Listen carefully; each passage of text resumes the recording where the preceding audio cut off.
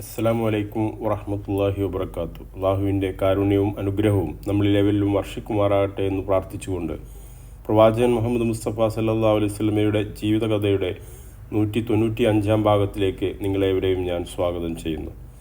ഇന്ന് പറയാനുള്ളത് അഹ്സാബ് യുദ്ധം 5 ഭാഗമാണ്. അപ്പം അങ്ങനെ മദീനയിൽ അവശേഷിക്കുന്ന ബനു ഖുറൈള ഗോത്രക്കാരും ശത്രുപക്ഷത്തേക്ക് ചേർന്നു എന്ന വിവരം ലഭിച്ചപ്പോൾ ഉണ്ടായ സംഭവങ്ങളൊക്കെയാണ് കഴിഞ്ഞ ആഴ്ച പറഞ്ഞത്. അപ്പോൾ ഇതിനിടയിലാണ് ശത്രുക്കളുടെ ഭടന്മാരിൽ നിന്ന് Amr bin Abdul Wudd, Ikrimah bin Abi Jahl, Dirar bin Khattab തുടങ്ങിയവർ കിടങ്ങിൻ്റെ ഒരു ഇടുങ്ങിയ ഭാഗം കണ്ടെത്തുകയും അതിലെ കൂടി കുതിരയെ ചാടിച്ച് ഇപ്പുറത്തേക്ക് കടക്കുകയും ചെയ്തു.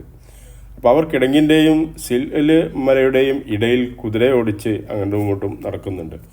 ഉടൻ തന്നെ അലി റളിയല്ലാഹു അൻഹു ഇത് കാണുകയും ഏതാനും ഭടന്മാരോടൊപ്പം അവിടെ എത്തുകയാണ്. അപ്പോൾ ഇത് കണ്ട അംർ ദ്വന്ദ്വയുദ്ധത്തിന് വേണ്ടിയിട്ട് വെല്ലുവിളിക്കുകയാണ്. അപ്പോൾ അലി റളിയല്ലാഹു അൻഹു അവരെ നേരിടാൻ തന്നെ തയ്യാറാവുക. അല്പസമയത്തെ ഏറ്റുമുട്ടലിന് ശേഷം ശത്രുവിനെ അലി റളിയല്ലാഹു അൻഹു കീഴടക്കി അവൻ്റെ കഥ കഴിക്കുകയും ചെയ്തു. ഇതോടെ ബാക്കി വന്നവർ ഭയന്നോടി.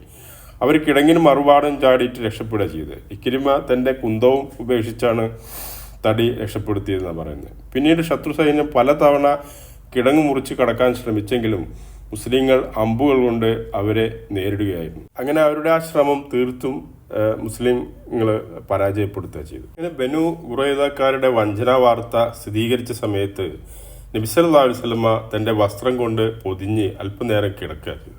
പിന്നീട് നബി സല്ലല്ലാഹു അലൈഹി വസല്ലമ എഴുന്നേറ്റു. എന്നിട്ട് പ്രഖ്യാപിച്ചു, അല്ലാഹു അക്ബർ, മുസ്ലിങ്ങളെ സന്തോഷിക്കുക, അള്ളാഹുവിൻ്റെ സഹായവും വിജയവും ഇതാ വന്നിരിക്കുന്നു. അങ്ങനെ തുടർന്ന് റസൂൽ സല്ലല്ലാഹു അലൈഹി വസല്ലമ ഈ പ്രതികൂല സാഹചര്യം മറികടക്കാൻ ആവശ്യമായ നീക്കങ്ങൾ നടത്തുക. ഇതിൻ്റെ ഭാഗമായിട്ട് സ്ത്രീകളും കുട്ടികളും താമസിക്കുന്ന സ്ഥലത്ത് പെട്ടെന്ന് ആക്രമണം നടക്കാതിരിക്കാൻ വേണ്ടിയിട്ട് കാവൽക്കാരെ നിയമിച്ചു. എന്നാൽ ശത്രു സൈന്യത്തെ തകർത്തു കളയണമെങ്കിൽ ഒരു നിർണായകമായ മുന്നേറ്റത്തിന് ആവശ്യമാണ്. അപ്പം അതിനായിട്ടുള്ള മാർഗങ്ങൾ നോക്കുകയാണ് നബി സല്ലല്ലാഹു അലൈഹി വസല്ലമ. അതിനായിട്ട് ഗത്ഫാൻ്റെ നേതാവായ ഉയൈബിനെ സമീപിച്ചിട്ട് മദീനയുടെ ഫലങ്ങളുടെ 1/3 നൽകി സന്ധിയിലേർപ്പെട്ട് തിരിച്ചയച്ചാലോ എന്നാലോചിച്ചു. പിന്നെ ബാക്കിയാവുക അവിടെ പലതവണ അവരുമായിട്ട് ഏറ്റുമുട്ടിയിട്ടുള്ള ഖുറൈശികൾ മാത്രമാവും. അപ്പോൾ ഇതിൻ്റെ അടിസ്ഥാനത്തിൽ പ്രവാചകൻ സല്ലല്ലാഹു അലൈഹി വസല്ലമ സഅദ് ബിൻ മുആദ് റളിയല്ലാഹു അൻഹുവിനോടും അതേപോലെ തന്നെ സഅദ് ബിൻ ഉബാദ റളിയല്ലാഹു അൻഹുവിനോടും കൂടിയാലോചിക്കുകയാണ്. അപ്പോൾ അവർ പറഞ്ഞു, അള്ളാഹുവിൻ്റെ ദൂതരെ, താങ്കൾ ഈ പറഞ്ഞത് അള്ളാഹുവിൻ്റെ കൽപ്പനയാണെങ്കിൽ ഞങ്ങൾ സർവ്വതാ കേൾക്കുന്നു, അനുസരിക്കുന്നു. ഇനി ഞങ്ങൾക്ക് വേണ്ടിയാണ് അങ്ങത് ചെയ്യുന്നതെങ്കിൽ ഞങ്ങൾക്കിത് ആവശ്യമില്ല. ഞങ്ങളും ഇവരും വിഗ്രഹപൂജയിൽ ബഹുദൈവ ആരാധനയിലൊക്കെ കഴിഞ്ഞിരുന്ന കാലത്ത് ഇവർക്ക് ഞങ്ങളുടെ ഒരു ഫലം പോലും ഭുജിക്കാൻ കഴിഞ്ഞിട്ടില്ല. വല്ല സൽക്കാരത്തിലോ കച്ചവടത്തിലോ അല്ലാതെ അവർക്കതിന് സാധിച്ചിട്ടില്ല. ഇന്നിപ്പോൾ ഇസ്ലാം കൊണ്ട് ഞങ്ങളെ അള്ളാഹു അനുഗ്രഹിച്ച ഈ സന്ദർഭത്തിൽ ഞങ്ങളുടെ ധനം നാം അവർക്ക് നൽകുകയോ ഇല്ല, ഒരിക്കലും ഇല്ല എന്ന് പറയണം അവർ. അങ്ങനെ പ്രവാചകൻ സല്ലല്ലാഹു അലൈഹി വസല്ലമ അവരുടെ അഭിപ്രായം ശരിവെച്ചു. റസൂൽ സല്ലല്ലാഹു അലൈഹി വസല്ലമ പറഞ്ഞു, അറബികൾ ഒന്നടങ്കം ഒരുമിച്ച് നിങ്ങൾക്കെതിരെ ആക്രമിക്കുന്നത് കണ്ടപ്പോൾ ഞാൻ പറഞ്ഞെന്നേ ഉള്ളൂ എന്ന് പറയാം. അതിനിടയിൽ ഗത്ഫാൻകാരനായ നുഐം ബിൻ മസ്ഊദ് ബിൻ ആമിർ റളിയല്ലാഹു അൻഹു നബി സല്ലല്ലാഹു അലൈഹി വസല്ലമയെ സമീപിച്ചുകൊണ്ട് പറഞ്ഞു, അള്ളാഹുവിൻ്റെ ദൂതരെ, ഞാൻ ഇസ്ലാം ആശ്ലേഷിച്ചിട്ടുണ്ട്, പക്ഷേ എൻ്റെ ജനതയ്ക്ക് അത് അറിയില്ല. ശത്രുക്കൾക്കെതിരിൽ ഞാൻ എന്തു ചെയ്യണമെന്ന് അങ്ങ് കൽപ്പിച്ചാലെന്ന് പറയാം. അപ്പോൾ പ്രവാചകൻ സല്ലല്ലാഹു അലൈഹി വസല്ലം പറഞ്ഞു, നീ ഒരാളല്ലേ ഉള്ളൂ, നിനക്കാവുന്ന തന്ത്രം ആവിഷ്കരിക്കുക. യുദ്ധം എന്ന് പറയുന്ന ഒരു തന്ത്രമാണ് എന്ന് പറയാം. അപ്പോൾ ഉടനെ തന്നെ അദ്ദേഹം ഖുറൈള ഗോത്രക്കാരെ സമീപിക്കുക സ്നേഹത്തോടെ പറഞ്ഞു. ഇപ്പോൾ ഖുറൈള ഗോത്രക്കാരുടെ അടുത്ത് പോയിട്ട് അവിടെ സ്നേഹത്തോടു കൂടി പറയാണ്. അവർക്ക് ഇദ്ദേഹം ഇസ്ലാം സ്വീകരിച്ച കാര്യം അറിയില്ല. എന്നിട്ട് പറഞ്ഞു, എനിക്ക് നിങ്ങളോടുള്ള സ്നേഹവും നിങ്ങളുടെ കാര്യത്തിലുള്ള താല്പര്യവും നിങ്ങൾക്കറിയാമല്ലോ. അപ്പോൾ അവർ പറഞ്ഞു, അതെ, തീർച്ചയായും. അപ്പോൾ അദ്ദേഹം പറയാം, ഖുറൈശികൾ ഒരിക്കലും നിങ്ങളെപ്പോലെയല്ല. ഈ നാട് നിങ്ങളുടെ നാടാണ്. നിങ്ങളുടെ സമ്പത്തും സന്താനങ്ങളും ഭാര്യമാരും ഇവിടെയാണുള്ളത്. ഇവിടെ വിട്ടു പോകാൻ നിങ്ങൾക്ക് ഒരിക്കലും ആവില്ല. എന്നാൽ ഖുറൈശികളും ഗത്ഫാനും മുഹമ്മദിനോട് സല്ലല്ലാഹു അലൈഹി വസല്ലം യുദ്ധം ചെയ്യാനായിട്ട് വന്നവരാ, നിങ്ങൾ അവരെ സഹായിക്കാമെന്നും ഏറ്റു. അവരുടെ നാടും വീടും സമ്പത്തുമെല്ലാം മറ്റൊരിടത്താണുള്ളത്. അപ്പോൾ അവർ സന്ദർഭം ഇണങ്ങിയാൽ യുദ്ധം ചെയ്യും, ഇല്ലെങ്കിൽ നിങ്ങളെയും മുഹമ്മദിനെയും സല്ലല്ലാഹു അലൈഹി വസല്ലം ഇവിടെ വിട്ടേച്ച് അവർ തിരിച്ചു പോകും. അതോടെ മുഹമ്മദും കൂട്ടരും സല്ലല്ലാഹു അലൈഹി വസല്ലം നിങ്ങളോട് യുദ്ധം ചെയ്യുകയും ചെയ്യും. അപ്പോൾ അവർ ചോദിച്ചു, ഞങ്ങളിപ്പോൾ എന്താ ചെയ്യേണ്ടത്? നീ പറയൂ എന്ന് പറയാം. അപ്പം അദ്ദേഹം പറഞ്ഞു, ആൾജാമ്യം തരുന്നത് വരെ നിങ്ങൾ അവരോട് യുദ്ധത്തിൽ പങ്കുചേരില്ലെന്ന് പറയണമെന്ന് പറയാം.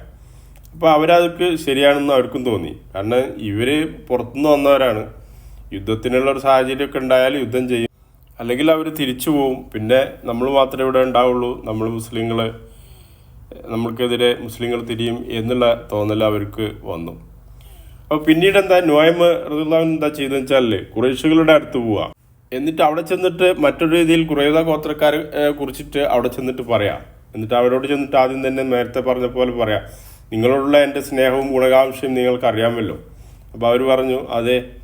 അപ്പോൾ പിന്നെ അദ്ദേഹം തുറന്നു പറഞ്ഞു, മുഹമ്മദിനോടും സല്ലല്ലാഹു അലൈഹി വസല്ലം അനുയായികളോടും കരാർ ലംഘിച്ചതിൽ ജൂതന്മാരിപ്പോൾ വളരെ ദുഃഖത്തിലാണ്. അവർ നിങ്ങളോട് ആൾജാമ്യം വാങ്ങി മുഹമ്മദിന് സല്ലല്ലാഹു അലൈഹി വസല്ലം നൽകിയ കരാർ പുതുക്കാനാണ് ഉദ്ദേശിക്കുന്നുണ്ട് അവർ. അപ്പം അതിനാൽ അവർ ജാമ്യം ചോദിച്ചാൽ ഒരിക്കലും നിങ്ങൾ നൽകിപ്പോകരുത് എന്ന് പറയും. പിന്നീട് നുഐം ഗത്ഫാൻകാരെയും സമീപിക്കുന്നുണ്ട്. എന്നിട്ട് അവരോടും ഇത് തന്നെ പറയാം. അപ്പോൾ അവരുടെ 3 ഗ്രൂപ്പുകളോടും 2 തരത്തിൽ അദ്ദേഹം പറഞ്ഞിട്ട് അതിലൊരു വിഘടനം ഉണ്ടാക്കാനുള്ള ശ്രമം നടത്തുക. അപ്പം അങ്ങനെ ഹിജ്റ 5 ഷവ്വാൽ മാസത്തിൽ വെള്ളിയാഴ്ച രാത്രി ഖുറൈശികൾ ജൂതന്മാരുടെ അടുത്തേക്ക് മുഹമ്മദിന് സല്ലല്ലാഹു അലൈഹി വസല്ലം എതിരെ യുദ്ധം ചെയ്യാനായിട്ട് ആവശ്യപ്പെട്ടുകൊണ്ട് ആളയക്കുക.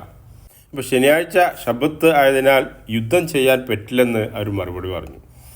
മാത്രമല്ല പൂർവികർക്ക് നാശമുണ്ടായതെല്ലാം ശബത്തിൻ്റെ പവിത്രത ലംഘിച്ചതുകൊണ്ടാണ് എന്ന് പറയും. കൂടാതെ നിങ്ങൾ ഞങ്ങൾക്ക് ആൾജാമ്യം നൽകാതെ നിങ്ങളോടൊപ്പം യുദ്ധത്തിൽ പങ്കെടുക്കുന്ന പ്രശ്നമില്ലെന്ന് അവരറിയിക്കുകയും ചെയ്യാം.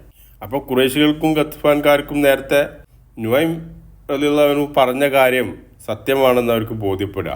അപ്പോൾ അവർ പറഞ്ഞ് നുഐം പറഞ്ഞത് തികച്ചും സത്യം തന്നെ. അങ്ങനെ അവർ വീണ്ടും ജൂതന്മാരുടെ അടുത്തേക്ക് ആളയക്കുക. എന്നിട്ട് പറഞ്ഞു ആരെയും ജാമ്യം തരില്ലെന്ന് അവരോട് അറിയിക്കുക.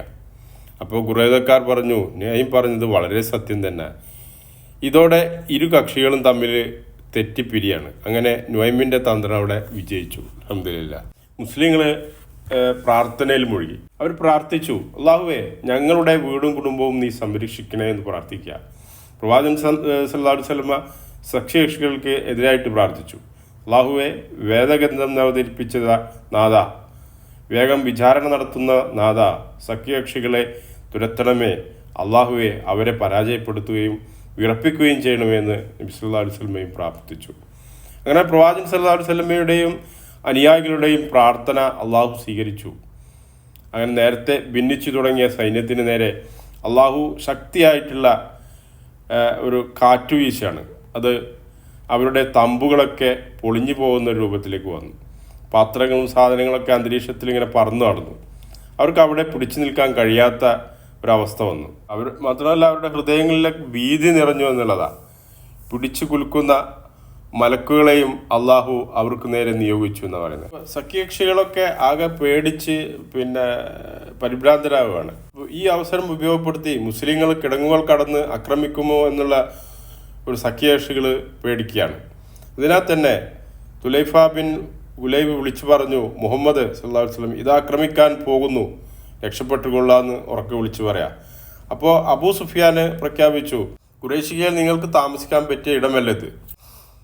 ഖുറൈദ ഗോത്രം നമ്മുടെ കരാറ് ലംഘിച്ചിരിക്കുന്നു. നാം കേൾക്കാൻ ഇഷ്ടപ്പെടാത്ത വാർത്തയാണ് അവരെക്കുറിച്ച് ലഭിച്ചിരിക്കുന്നത്. കൊടുങ്കാറ്റ് നമ്മെ ഈ വിധം ദുരന്തത്തിൽ അകപ്പെടുത്തിയിരിക്കുന്നു. നമുക്ക് തിരിച്ചു പോകാമെന്ന് പറയാം. അത്യാവശ്യം വിഭവങ്ങൾ മാത്രം വഹിച്ച് അവർ മടക്കയാത്ര ആരംഭിക്കുക. കാറ്റ് അപ്പോഴും ആഞ്ഞടിച്ചുകൊണ്ടിരുന്നു. ഏറ്റവും ആദ്യം സ്ഥലം വിട്ടത് ഖുറൈശികളായിരുന്നു. പിന്നെ ഗത്ഫാനും ഇതര ഗോത്രങ്ങളും അവരെ പിന്തുടർന്നു പോയി. അപ്പോൾ പ്രഭാതം പൊട്ടിവിടന്നപ്പോൾ ശത്രുക്കളുടെ താവളം ശൂന്യമായിരുന്നു. അങ്ങനെ ശത്രുക്കളുടെ വിവരം അറിഞ്ഞതിനു വേണ്ടിയിട്ട് നബി സല്ലല്ലാഹു അലൈഹി വസല്ലമ ഹുദൈഫത്തുൽ യമാൻ റളിയല്ലാഹു അൻഹുവിനെ നിയോഗിക്കുകയാണ്. അദ്ദേഹം ചെന്ന് നോക്കുമ്പോൾ അവരൊക്കെ തിരിച്ചു പോയിക്കൊണ്ടിരിക്കുന്നു. അങ്ങനെ ഹുദൈഫ റളിയല്ലാഹു അൻഹു തിരിച്ചു വന്ന് പ്രവാചകൻ സല്ലല്ലാഹു അലൈഹി വസല്ലമയോട് വിവരം അറിയിച്ചു.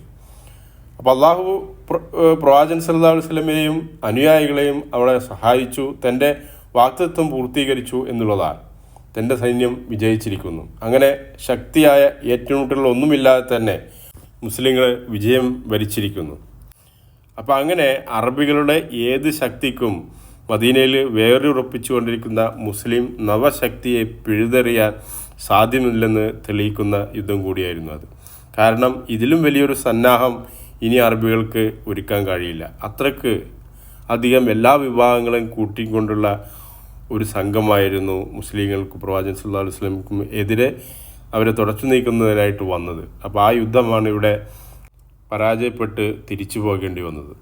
അതുകൊണ്ടാണ് പ്രവാചകൻ സല്ലല്ലാഹു അലൈഹി വസല്ലമ പ്രഖ്യാപിച്ചത്, ഇനി നാം അങ്ങോട്ട് അവരോട് യുദ്ധം ചെയ്യും, അവർ ഇങ്ങോട്ട് യുദ്ധം ചെയ്യില്ല, ഇനി നാം അവരിലേക്ക് അങ്ങോട്ട് ചെല്ലുകയായിരിക്കും ഇനി ഉണ്ടാവുക. അങ്ങനെ പ്രവാചകൻ സല്ലല്ലാഹു അലൈഹി വസല്ലമയും മുസ്ലിങ്ങളും മദീനയിലേക്ക് തിരിച്ചു. വലിയൊരു അത്യാഹിതം ഒഴിവാക്കിയതിനാൽ പ്രവാചകൻ സല്ലല്ലാഹു അലൈഹി വസല്ലമ ആകാശത്തേക്ക് കൈകൾ ഉയർത്തിക്കൊണ്ട് പ്രാർത്ഥിച്ചു. അപ്പോൾ ഇതാണ് അസ്ഹാബ് യുദ്ധത്തെക്കുറിച്ചിട്ട് പറയാനുള്ളത്. അപ്പോൾ ഈ ഒരു ഭാഗം ഇവിടെ അവസാനിപ്പിക്കുകയാണ്. ബാക്കി ഭാഗങ്ങൾ ഇൻഷാ അല്ലാഹ് അടുത്ത ആഴ്ച വീണ്ടും പറയാം. ഈ ഭാഗങ്ങൾ നിങ്ങൾ കേൾക്കുകയും നിങ്ങളുടെ അഭിപ്രായങ്ങൾ പങ്കുവെക്കുകയും ചെയ്യണമെന്ന് അഭ്യർത്ഥിച്ചുകൊണ്ട് അള്ളാഹുവിൻ്റെ സ്വർഗം കരസ്ഥമാക്കാൻ നമുക്കേവർക്കും സാധിക്കട്ടെ എന്ന് പ്രാർത്ഥിച്ചുകൊണ്ട് നിർത്തുന്നു. അസ്സലാമു അലൈക്കും വറഹ്മത്തുള്ളാഹി വബറകാതുഹു.